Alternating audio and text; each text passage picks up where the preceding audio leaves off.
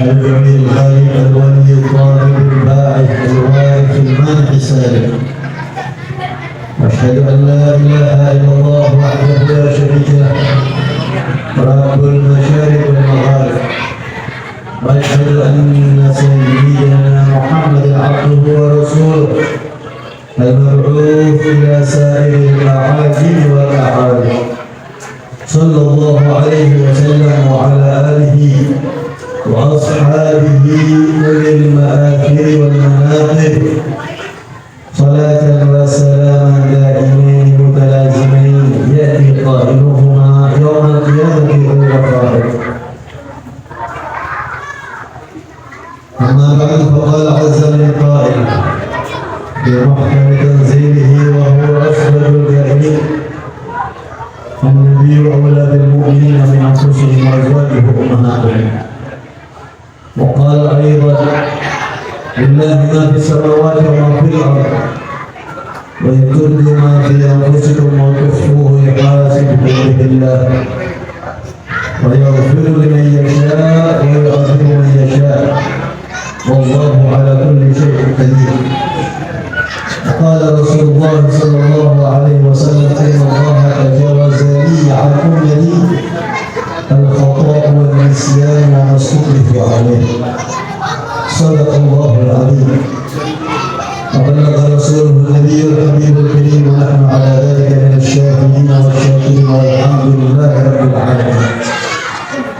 والحبائب الذين حرمتني وفي كبارهم حبيب الحبيب حسن الكاف والحبيب علي وعيد بن جعفر الخدام dan para hadirin lainnya yang juga para asatidz, para kiai, para dewan guru, terutama penceramah kita Kiai Haji Syarif Manajib, dan juga yang kita hormati Dr. Mustafa Haji Abdul Ghafur, Wakil dari kita, Ketua DKM Bapak Nasruddin SE dan juga Ustaz Nur Imam Fadil Rahman, Akhirnya Ustaz Abdul Samad, dan semua para orang tua, para sesepuh, para hadirin, hadirat, bapak-bapak, ibu-ibu, yang mudah-mudahan kita semua mendapatkan rahmat dari Allah Subhanahu wa Ta'ala. Amin ya rabbal alamin.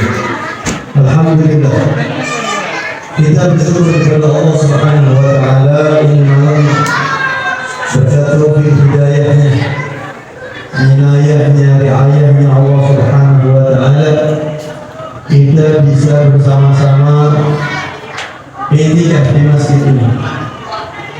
Bagi yang belum niat itikaf, niat itikaf sekarang.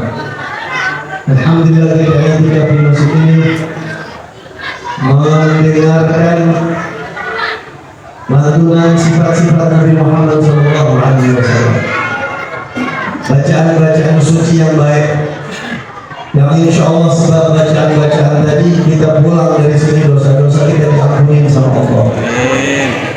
Insya Allah sebab apa yang dibaca tadi menjadi sebab Allah kabulin hajat-hajat kita, dan insya Allah Allah tambahin keimanan kita kepada Allah dan Rasulnya, dan sebab apa yang dibaca tadi insya Allah kita meninggal dunia husnul khatimah. Amin ya rabbal alamin. Di mana-mana saya lagi ngomong, lagi nyampein, lagi bilang bahwa acara maulid yang seperti ini, acara inti maulid itu adalah pada pembacaan sejarah Nabi Muhammad SAW. Ini perlu kita omongin, perlu kita jelasin, perlu kita lurusin. Info-info kita dengar di mana-mana tempat pembawa acara bilang begitu mau manggil penceramah, dia bilang sampailah kita pada acara inti.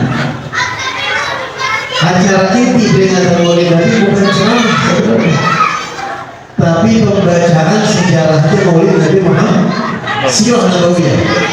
Itu acara inti itu. Kalau ceramah dan lain-lain itu cuma pelunak aja. Kita kumpul rame-rame sholli ala Muhammad ya Rabbi sholli alaihi wasallam. Terus baca. Kagak ada yang ceramah. Kira-kira namanya maulid atau bukan? Maulid. Kita kumpul rame-rame. Terus ada orang ceramah agak baca rawi, maulid bukan namanya? Belum tentu maulid itu. Jadi biar kita ngerti bahwa acara inti peringatan maulid Nabi jantungnya itu adalah di pembacaan sirah nabawiyah. Sirah nabawiyah tadi yang dibaca maulid dan ibadah.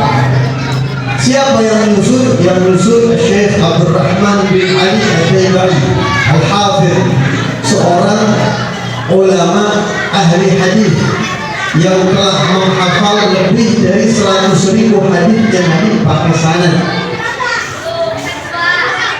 Orang yang ikhlas, yang tulus, yang cinta sama Nabi, berhubungan dengan Nabi, dan isinya semua gak keluar dari Rasulullah.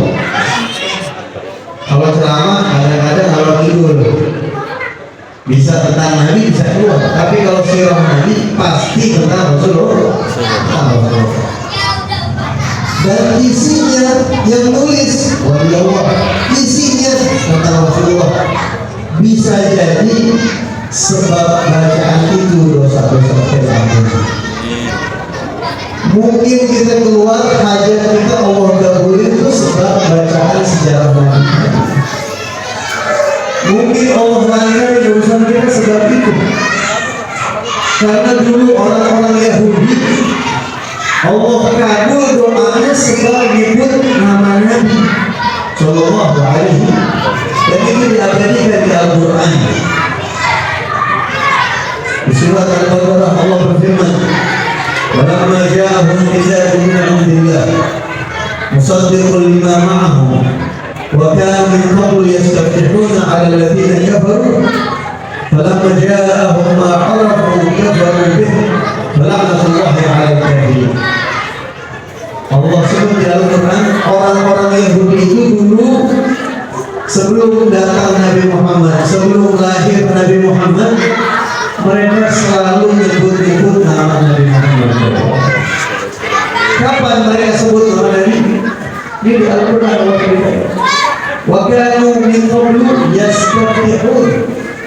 Orang-orang Yahudi itu dulu sebelum datang Nabi Muhammad ke kota Madinah, mereka bertawassul kepada Allah, memohon pertolongan dalam peperangan mereka dengan menyebut nama Nabi Muhammad. Disebut di kitab-kitab tafsir bahwa orang Yahudi dulu kalau perang, orang Yahudi di Madinah. Jadi di Madinah itu banyak Yahudi, banyak yang hijrah, orang dari Syam, orang Yahudi dari hijrah ke Madinah. Ngapain? Mereka dapat info soalnya Nabi akhir zaman hijrahnya ke Madinah. Mereka pengen ketemu sama Nabi akhir zaman karena mereka sudah hafal sifatnya Nabi Muhammad. Mereka tahu keistimewaan Nabi Muhammad dari kitab-kitab Taurat, kitab-kitab Samawi yang dulu, dari kitab Taurat dan kitab Samawi lain, Injil. Sehingga namanya orang datang ke Madinah. Kadang-kadang ada gesekan sama orang Madinah asli, orang Yahudi pendatang. Orang Arab Madinah asli ada gesekan kadang-kadang, akhirnya ribut perang, tawuran antar suku. Itu orang Yahudi kalah dulu. Orang Yahudi kalau perang sama orang Madinah, orang Arab itu kalah dulu. Karena orang Madinah dulu terkenal ahlul harb wasilah, ahli taktik, strategi perang, ahli menggunakan senjata. Makanya heran kita sekarang orang Arab berdiri, ya, baru Yaman doang yang maju mengasih orang asli dari Yaman. Nama saudara-saudara itu ya tarik Qurannya ya pasti. Makanya kalau sini kita lain ya boleh aja musuhnya sudah gitu ya. Saya minta episode di mana saya bakal jangan bilang gitu. Terus kalau boykot jangan musiman. Kalau boykot ntar perang kelar lagi. Boykot terus dilihatin ya. Saya keluarga kompak, jangan boleh di keluarga. Mulai sekarang periksa ke merek periksa. Kadang-kadang kita katakan merek itu mesti beli untuk merek dia. Dia suruh periksa keluarga, jangan diberi dari Sampai saya kemarin ada orang minta air, dia minta air apa nih air Israel, dia obul. Ini air dari Israel sudah nggak obul, jangan pakai air yang lain. Bahkan Habib Soleh Ali terus dan guru-guru kita yang lain, untuk yang lain, itu kalau acara di mana-mana disediain air merek Yahudi dulu. Mulai dari saya sekarang begitu kemarin mau di mana-mana disediain air, saya kali minum terus sampai pulang dari saya minum seperti itu. Ini air rasa Israel, rasa darah saudara kita. Jangan ya, apa udah itu tidak masalah. Itu orang-orang Yahudi dulu kalau tawassul mereka perang sama orang Arab kalah dulu. Akhirnya dalam satu peperangan ada riwayat sama Bani Ghatafan, perang sama suku Ghatafan di Arab di Medina. Mereka inisiatif ini kita perang kalah dulu. Bagaimana kalau kita perang sebut nama Nabi Muhammad? Dia tawassul sama Allah, kita Muhammad. Tapi orang-orang Yahudi sebelum perang doa sama Allah. Nabi Ummi, ya Allah kami mohon kepada Kau demi kemuliaan Nabi Ummi alladzi wa'adtahu an tab'athahu ilayna fi akhir zaman alladzi wa'adtana an tab'athahu ilayna fi akhir zaman yang Kau janjikan kami Kau akan utus Nabi di akhir zaman unsurna menangin kami ya Allah. Begitu perang menyebut dengan Nabi Muhammad menang.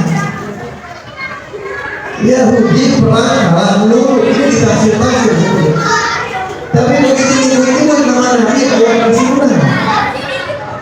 Begitu Nabi datang mereka malah kafir. Dan itu difirmankan oleh Allah. Walau majahum kita punya Alhamdulillah. Maksud ditulis nama. Waktu mereka menyesuaikan ala lagi kamu. Kalau majahum ma'rufah. Sallallahu alaihi wasallam. Mereka dulu kalau perang minta perang mau minta menang itu dengan Nabi Muhammad dikasih mau menang perang. Tapi yang mereka minta Allah rahmat jadi orang Yahudi aja doa sama Allah menyebut nama Nabi Allah gabul. Kita baca maulid bukan cuma tersebut nama Nabi, selawatnya ada di situ, sifatnya Nabi ada, keistimewaan Nabi ada, sejarahnya ada. Makanya itu inti acara peringatan Maulid Nabi Muhammad. Allahumma shalli ala sayyidina Muhammad. Insyaallah berkat bacaan-bacaan tadi apa yang kita pelajari dijauhkan oleh Allah. Amin. Kalau ini pahami itu bahwa acara ini peringatan Maulid Nabi adalah pembacaan sirah Nabawiyah yang ditulis oleh ulama-ulama yang saleh, para pencinta Nabi, para wali Allah Subhanahu wa taala. Masyaallah rahmatullah. Yang kedua terakhir dan yang saya banyak karena saya juga di sini ngajar juga sama kayak sahabat di ulama nanti yang kita minta nama dari berbagi ilmu khusus. Hadir dalam kesempatan hari ini saya juga ingin menyampaikan khususnya buat anak-anak muda dan juga buat orang tua, kita kembali kepada Al-Quran dan saya mengajak antum semuanya kita perbaiki bacaan Al-Quran. Ini Al-Quran hablum mamdudun minas sama, adalah tali yang terbentang dari langit ke bumi.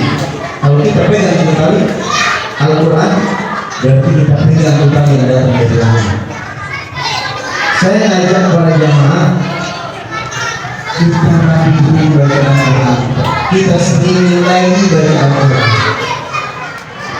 Kenapa begitu? Karena banyak orang Islam, umat Islam sekarang satu mereka memang udah ninggalin Quran, dan ini yang sangat dikhawatirkan oleh Nabi yang bikin sedih Nabi Muhammad SAW. Habis ini. Jadi kalau ada pertanyaan apa ya salah satu yang bikin sedih Rasulullah? Salah satu hal yang bikin sedih Nabi Muhammad. Kalau kita kerjain ini berarti kita bikin sedih Rasulullah. Kalau kita hindarin berarti kita bikin gila Rasulullah. Apa itu? Quran yang ditinggali. Di Al-Quran sampai Allah abadikan curhatnya Nabi kepada Allah. Wa qala Rasul ya Rabbi inna qaumi ittakhadhu hadzal Qur'ana mahjura. Rasul berkata, ya Allah, ya Tuhanku, kaum saya telah meninggalkan Al-Quran. Kita maulid Nabi, kita ekspresikan cinta Nabi, kita pengen bikin girang Nabi. Gimana cara bikin girang Nabi? Salah satunya adalah hilangin yang bikin Nabi sedih. Yang bikin sedih Nabi, yang sampai Allah abadikan di Al-Quran adalah kaumnya meninggalkan Al-Quran. Bahkan ada riwayat di dalam beberapa kitab tafsir disebutkan dari Sayyidina Anas bin Malik, Rasulullah bersabda, "Man ta'allama al-Qur'an." Barang siapa yang mempelajari Al-Quran, walam yata'ahadhu, terus dia enggak ulang-ulangi, dia enggak pelajari lagi Al-Quran, ya. Kemudian Qurannya ditinggal begitu saja. Walam yanzur fi, enggak dilihat-lihat Al-Quran, jaa yaumul qiyamati muta'alliqan. Nanti Al-Quran bakal ngeliatin dia, Al-Quran bakal ngeliatin dia. Terus Quran bakal ngomong, Allah ya Allah, inna abdaka hadha takhadani mahjura. Ya Allah, ini hambamu si Tuhan ninggalin saya dijadiin barang yang tertinggal, yang agak dipeduliin ya Allah.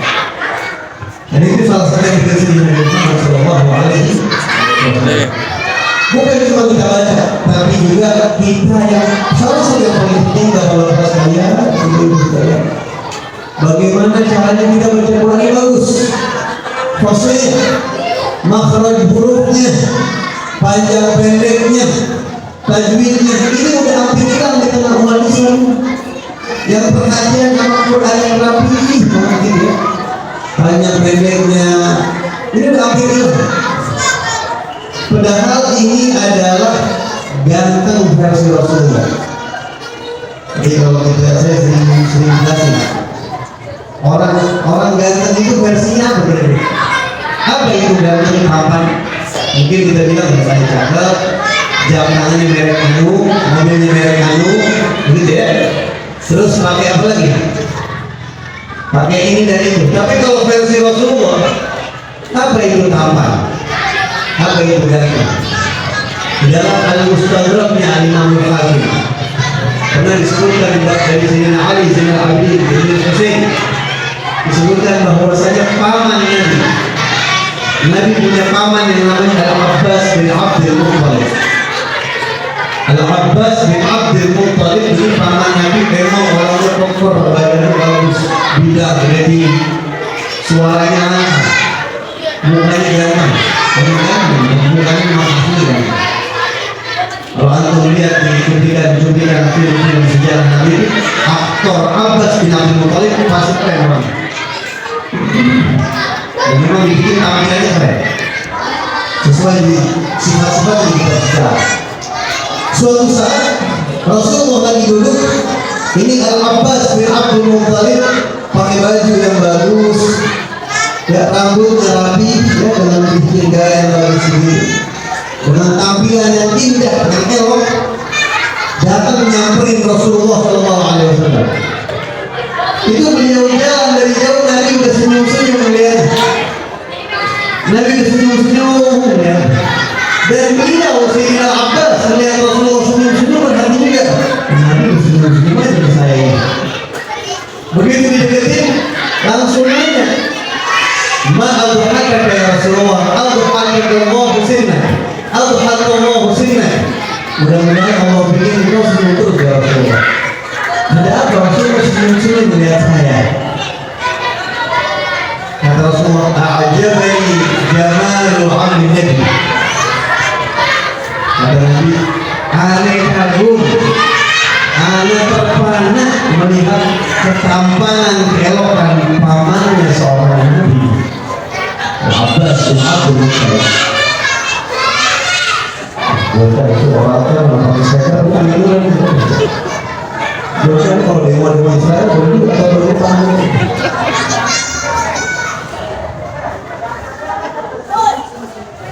Apa Apa tadi? Demon Israel.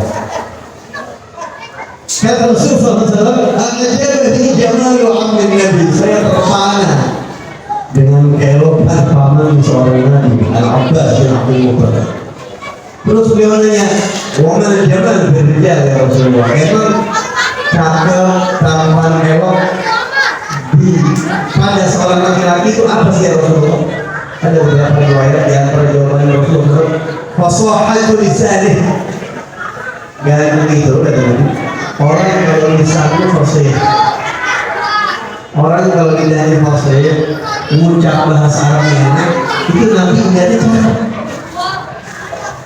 Kira-kira pengen ya lihat indah Rasulullah.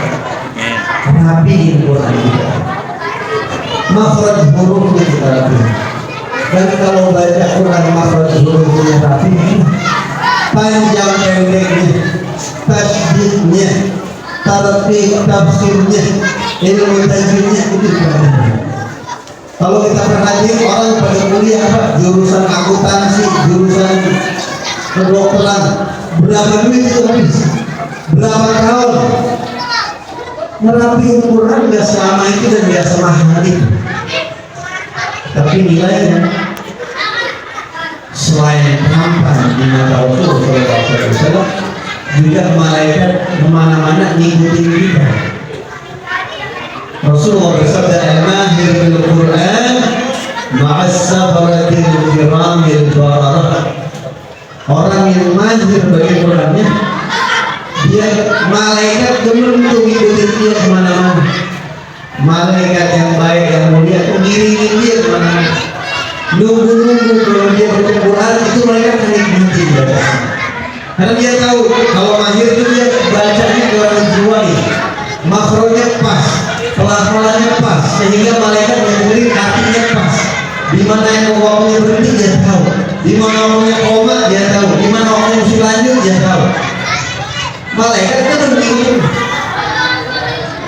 Nah ini salah satu yang bikin Nabi senang. Nabi sedih kalau umat yang ninggalin Quran, ninggalin kajian Quran dan seterusnya, dan Nabi senang. Cakep di mata Rasulullah kalau orang baca Quran bersih, bagus dan indah. Maulid kita ambil pelajaran salah satu di malam. Oleh ulama Maulid banyak. Di malam kita ambil hikmah satu.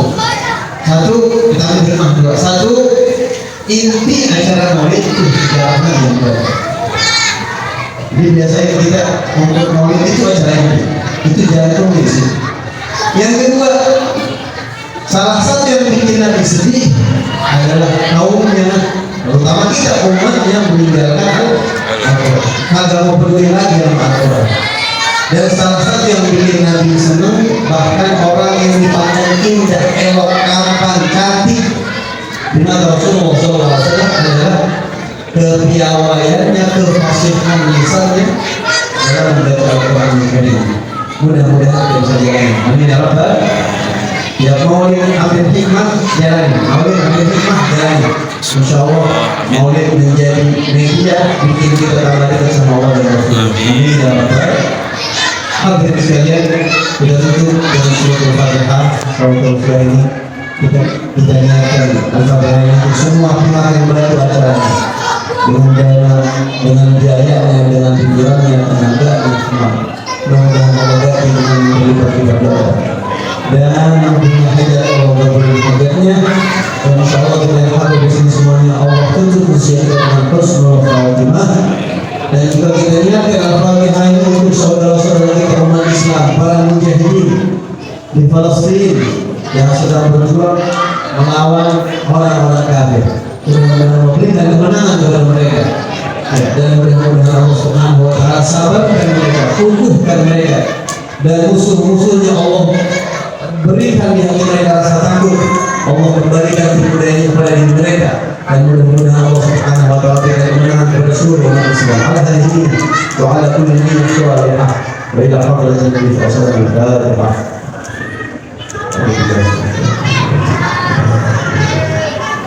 Alhamdulillah rabbil alamin. Iya.